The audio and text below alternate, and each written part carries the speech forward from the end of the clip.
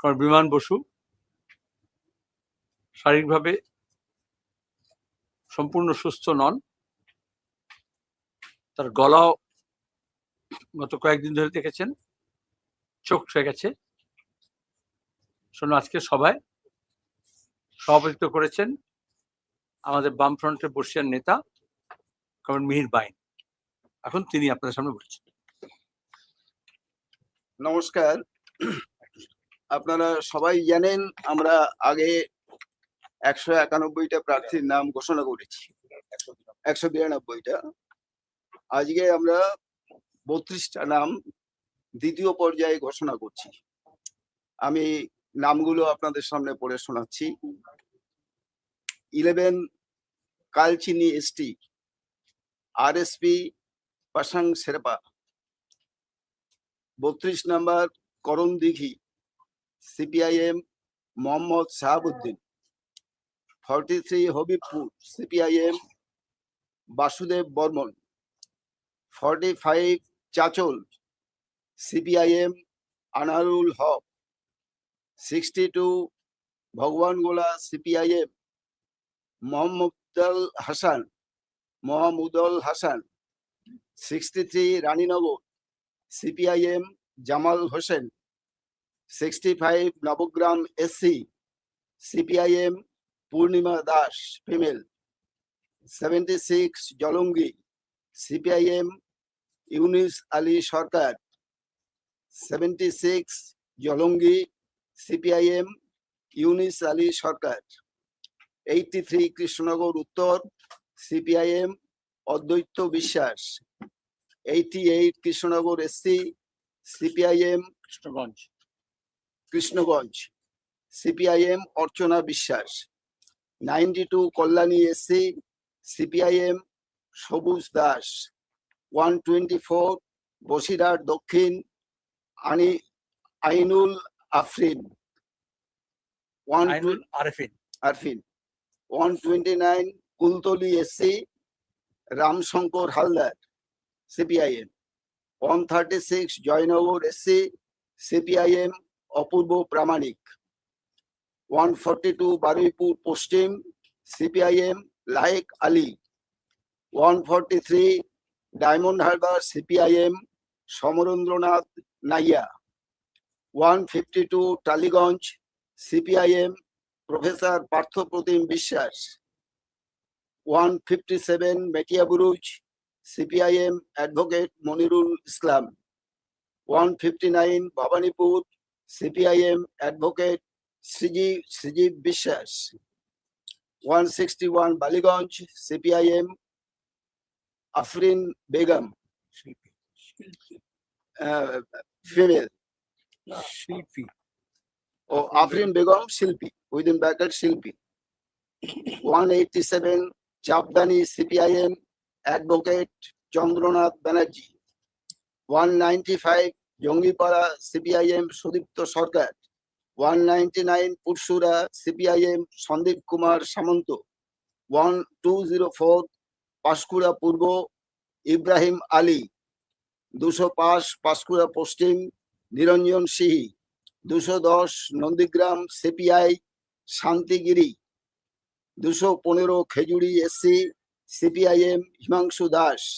220 Nayagram ST CPIM doctor Pulin Bihari Baske. 221 Gopiballavpur CPI Bikash Sarangi. 263 Manteswar CPIM Anupam Ghosh. 281 Asansol Uttar CPI Akhilesh Kumar Singh. 294 Murarai CPIM Mohammad Ali Reza Mondal. এই 32টা আমরা আজকে দ্বিতীয় পর্যায়ে ঘোষণা করলাম।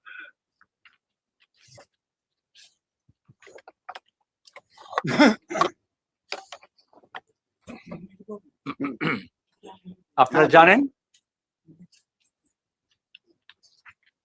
একটা বিশাল অংশের মানুষকে, নাগরিককে, ভোটারকে লজিক্যাল ডিসক্রিপেন্সির নামে অ্যাডজুডিকেশনে পাঠানো হয়েছে, হুইচ ইজ ইলজিক্যাল। এবং আমরা প্রথম থেকে বলে আসছি এটা ভোটাধিকার হরণ। আমরা সিওর অল পার্টি বৈঠক ডেকেছিলেন, সেখানেও আমাদের প্রতিনিধিরা বারবার বলেছেন, এবারও বলেছেন যে সম্পূর্ণ ভোটার তালিকা প্রকাশ করতে হবে। অ্যাডজুডিকেশন মানে প্রশাসনের অপদার্থতা। তারা ঠিক মতো ঠিক সময় কাজ করতে পারেননি। এর মধ্যে অনেক আধিকারিক আছেন, তাদের প্রতি আমাদের সম্পূর্ণ সমবেদনা আছে। বিজেপি এবং তৃণমূলের চাপ, প্রকৃত ভোটারের বদলে মৃত ভোটারদের রেখে দেওয়া, ভুয়ো ভোটারকে না সরিয়ে আসল ভোটারদের বাদ দেওয়া, পরিকল্পিতভাবে ফর্ম 7 এর নামে 2 দল বিশাল অংশের আপত্তি জানিয়েছে। সেগুলো ব্যাপারে আমরা বলেছি তদন্ত করে জানাতে হবে। আমরা মোকদ্দমা করেছিলাম, হাইকোর্ট বলেছে। আপনারা জানেন, যেদিন এসআইআর ঘোষণা হয়েছিল এইখানে দাঁড়িয়ে প্রেস কনফারেন্সে বলেছিলাম যে জনপ্রতিনিধি আইন অনুযায়ী ধারা উল্লেখ করে বলা হয়েছিল এসআইআর কেন এটা জানাতে হয়, ভ্যালিড রিজন, সাফিসিয়েন্ট রিজন। আমরা বলেছিলাম এটা প্রয়োজনীয়, ভয় এবং ভীতি সঞ্চার করা, আরএসএস এর কর্মসূচিকে বাস্তবায়ন করা ইসিআই দ্বারা, আর বিজেপি তৃণমূলের বাইনারি তৈরি করা। যখন ফুল বেঞ্চ আসে তখনও আমি নিজে উপস্থিত ছিলাম সিপিআইএম প্রতিনিধি হিসেবে, এবং বামপন্থীদের কথা হিসেবে বলেছিলাম এই প্রশ্ন। তখন জ্ঞানেশ কুমার বলেছিলেন আমাদের ওয়েবসাইটে সব দেওয়া আছে, কেন করছি, কি রিজন। আমরা মামলা করেছিলাম। গতকাল হাইকোর্ট বলেছে 1 সপ্তাহের মধ্যে ইলেকশন কমিশনকে জানাতে হবে কোন ধারা বলে, কিসের প্রয়োজনে, কেন এসআইআর করা হয়েছে, তার যুক্তি হাজির করতে হবে, তথ্য হাজির করতে হবে। এটা আমাদের একটা প্রাথমিক জয় হলো, কিন্তু সার্বিক জয় তখনই হবে যখন সব ভোটারের ভোটাধিকার ফেরত পাবে। তারা নির্বাচন ভোটারদের বাদ দিয়ে নয়।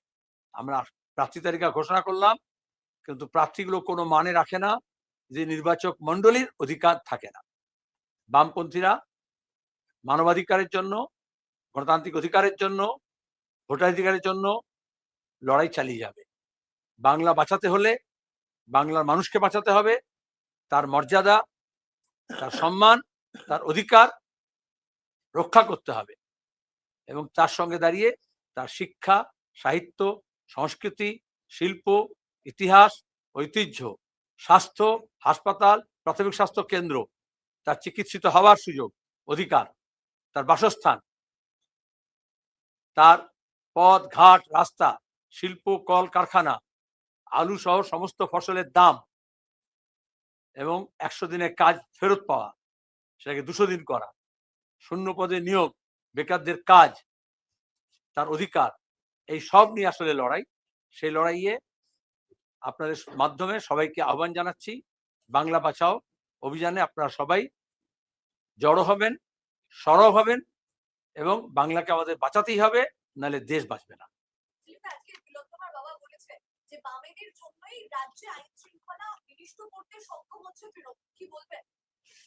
এটা আরএসএস এর শেখানো বুলি। তুমি যেমন SMS পড়ে বলছো, ওরা এরকম করে হোয়াটসঅ্যাপ পড়ে বলছে।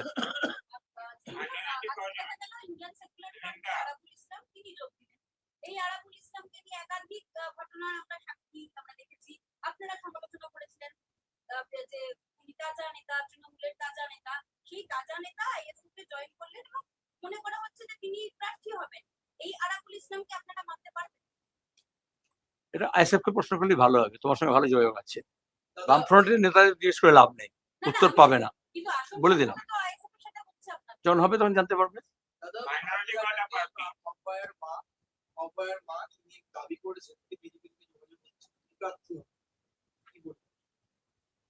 প্রথম থেকেই তোমরা জানতে, আগের আইন শৃঙ্খলা প্রশ্ন এটা বললো, হাসপাতালের চত্বরের মধ্যে ডিউটিরতা পিজিটি ছাত্রী, যে নিজে একজন চিকিৎসক,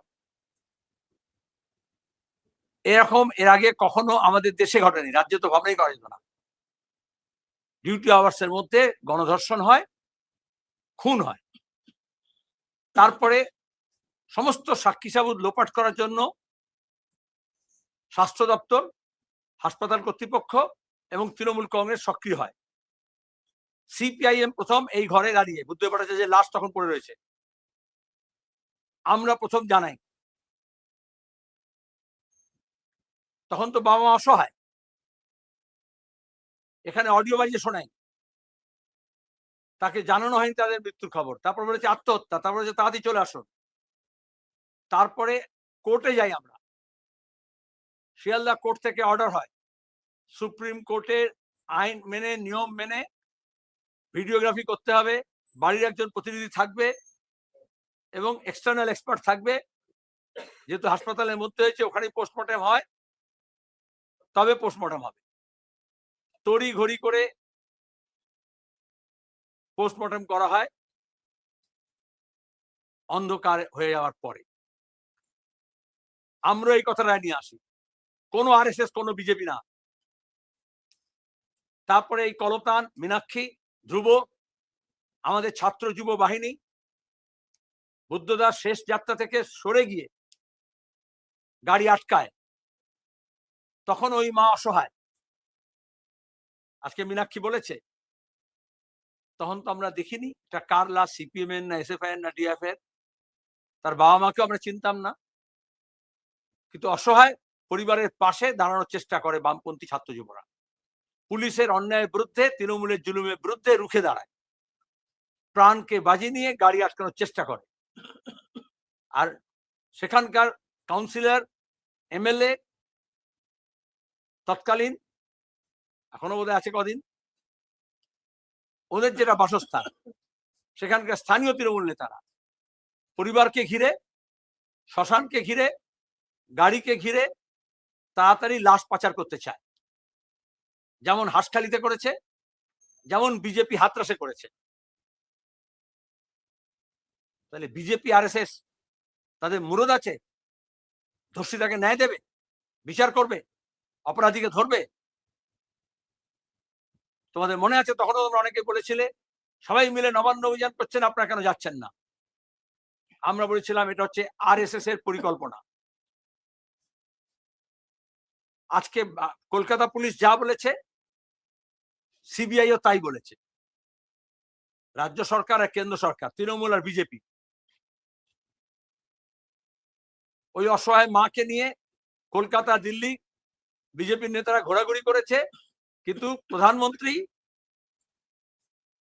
এবং স্বরাষ্ট্রমন্ত্রীর সঙ্গে দেখা করতে পারেনি। ভোট নির্বাচন আলাদা কথা, সেই পরিবার সিদ্ধান্ত নেবে কি করবে। আমরা কখনোই সেই পরিবারকে বলিনি যে সিপিএম হও। আমরা সবসময় সন্তানহারা পরিবারকে পাশে দাঁড়ানোর চেষ্টা করেছি। আইনজীবীরা লড়াই লড়েছেন, তখনই তাদের মনে হয়েছে যে আমাদের বামপন্থী আইনজীবীরা ঠিক করবে না, নামি দামি আইনজীবী বিজেপি ঠিক করে দেবে। সুপ্রিম কোর্টে আপনারা কি করবেন, দিল্লির সরকার পাশে থাকলে ঠিক হবে। তারপর আমরা জানি সুপ্রিম কোর্ট শুধুমাত্র চিকিৎসকদের ধর্মঘট যাতে শেষ হয়, রাজ্য সরকার এবং বিজেপি দুজনে তাই চেয়েছিল। আর যেদিন ধর্মঘট প্রত্যাহিত হলো, তারপর থেকে আপনারা জানেন বিজেপি আর তৃণমূল একই জায়গায় দাঁড়িয়ে আছে। সুতরাং এইসব বলে কিছু লাভ হবে না। আমি এটুকু জানি, আমরা শ্রমজীবী মানুষ, খেটে খাওয়া মানুষের স্বার্থে রাজনীতি করি, এবং সেখানে দাঁড়িয়ে ওই পরিবারের সঙ্গে বা ওই পরিবারের ভিকটিমের সঙ্গে বা ওই পরিবারের বাবা মার সঙ্গে আমাদের কোনো স্বার্থের সংঘাত নেই। আরএসএস এবং সিপিআইএম এর, বামপন্থী এবং বিজেপিদের স্বার্থের সংঘাত আছে, রাজনীতির সংঘাত আছে। তাতে আমরা বলবো যে আমরা আমাদের পক্ষে দাঁড়িয়ে আছি, ওনাদের বলবো কোনো একটি নির্দিষ্ট পক্ষ অবলম্বন করবেন না। সামগ্রিকভাবে, সমবেতভাবে গোটা রাজ্যের মানুষ, অসংখ্য মহিলা, চিকিৎসক, আইনজীবী, সাধারণ মানুষ, সব ধরনের বামপন্থীরা তার রাস্তায় নেমেছে, এবং সেটা একটা পরিবারের জন্য নয়, অন্যায়ের বিরুদ্ধে ন্যায়ের জন্য, জাস্টিস ফর আরজি কর। তারপরে যা যা ঘটেছে গোটা দেশের, গোটা পৃথিবীতে, যারাই অন্যায়ের বিরুদ্ধে তারা একদিকে, আর যারা অন্যায় করেছে তারা অন্যদিকে। অনেক সময় এরকম হয়, এটাকে বলে স্টকহোম সিনড্রোম, যে অনেক সময় অপরাধীদের প্রতি মমত্ব তৈরি হয়ে যায়। আমরা তার মধ্যে নেই।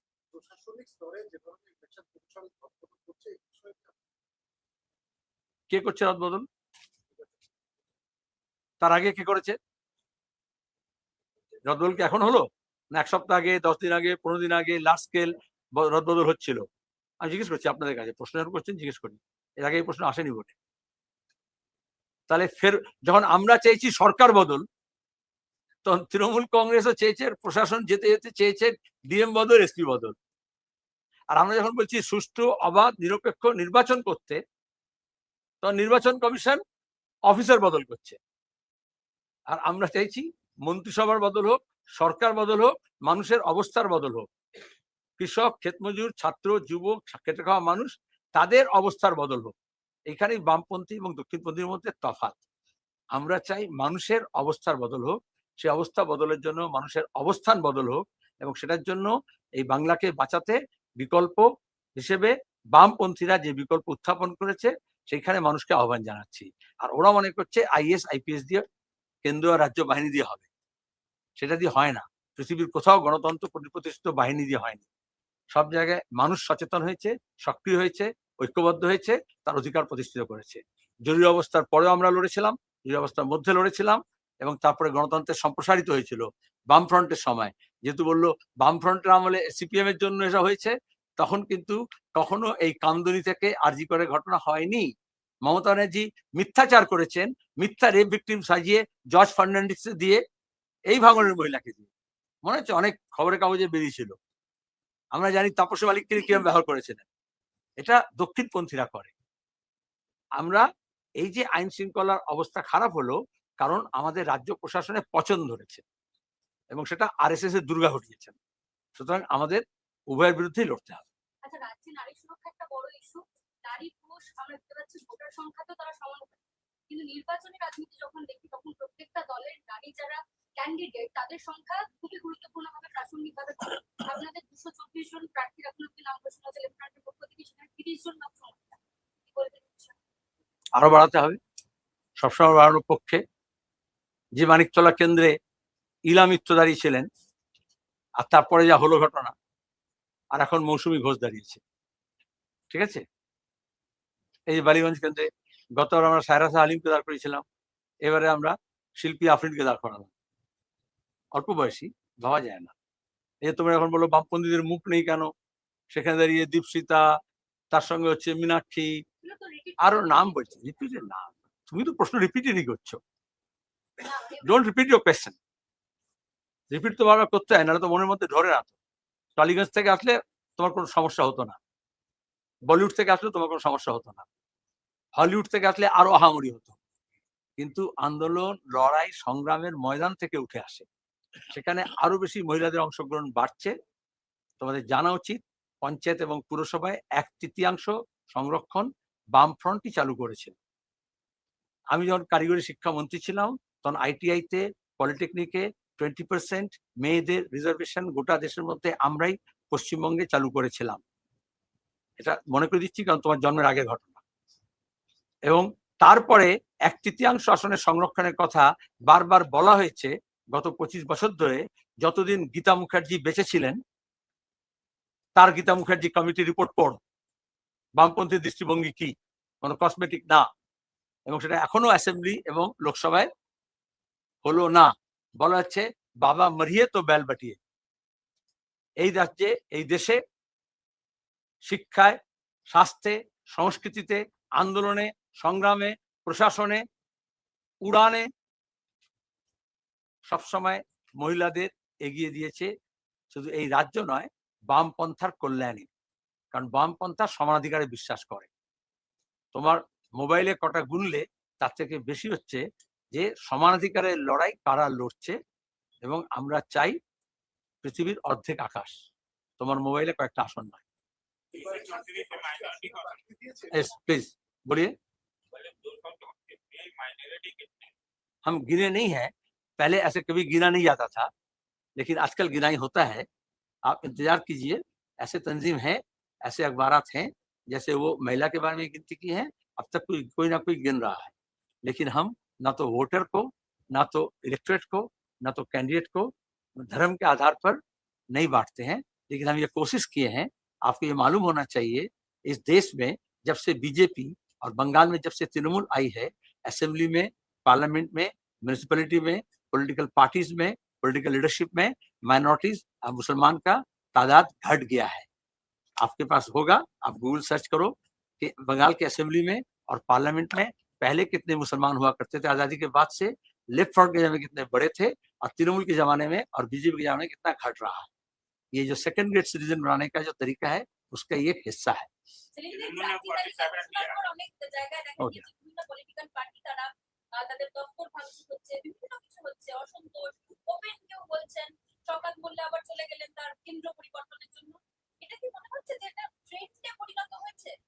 রাজনীতিতে যদি দুর্বৃত্তায়ন হয় আর দুর্বৃত্তরা যদি এগিয়ে আসে রাজনীতি করতে, আর তাদের সোনার চেনের ওজন দেখে যদি খবরের কাগজ মাপে কে কত বড় দরের নেতা, তাহলে এই দুর্বৃত্তায়ন বাড়ে। বামপন্থীদের মধ্যে একটা ফিল্টার আছে, তারা এই দুর্বৃত্তদেরকে যদি কেউ ঢুকেও পড়ে এদিক ওদিক থেকে, তাদেরকে আমাদের বার করতে কয়েক মুহূর্ত লাগে। আর বিজেপি তৃণমূল তাদেরকে সাদরে গ্রহণ করে। আমি অন্য দলগুলোকে বলবো দুর্বৃত্তায়নকে প্রশ্রয় দেবেন না, গ্রহণ করবেন না। আর এতগুলো কথা এই জন্যই বললাম যে নির্বাচক মন্ডলীর কাছে আবেদন যে আপনারা কোন ধরনের প্রশাসক, কোন ধরনের প্রতিনিধি চান, কাদেরকে চান। মানুষ হচ্ছে সবচেয়ে বড় বিচারক, তারাই বিচার করবেন।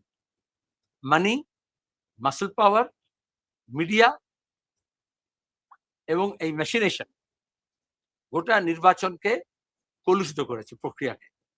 সেখানে দাঁড়িয়ে একসঙ্গে মানি পাওয়ার, মিডিয়া পাওয়ার, আমি এক করে তুললাম, মাসল পাওয়ার এবং এই যে মেশিনেশন, এই যে ইসিআই থেকে আরম্ভ করে একদম ভোট গণনা কেন্দ্র পর্যন্ত, আর এই যে আইপ্যাকের মতো সব মাফিয়া গ্যাং যারা এই গণতন্ত্রের প্রক্রিয়াকে শেষ করছে, তাদের সম্পর্কে আমাদের সাবধান হতে হবে এবং লড়াই চালাতে হবে। সেটা বামপন্থাই পারে সেই লড়াইটা চালাতে।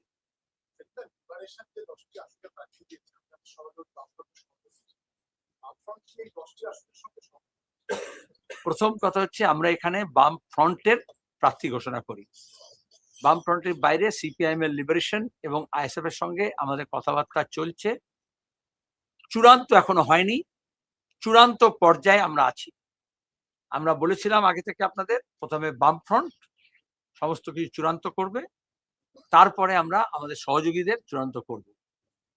সেখানে দাঁড়িয়ে 8টি 10টি প্রশ্ন নয়।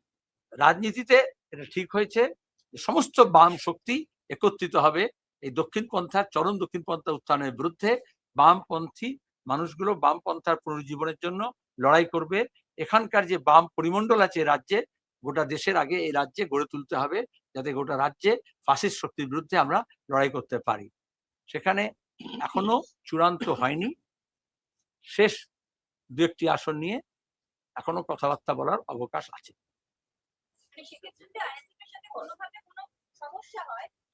আপনাকে ডাকবো বন্ধু হিসেবে, বন্ধুত্ব লড়াই হয় না, যাতে কোনো সমস্যা নয় সেটা দেখার জন্য। ধন্যবাদ।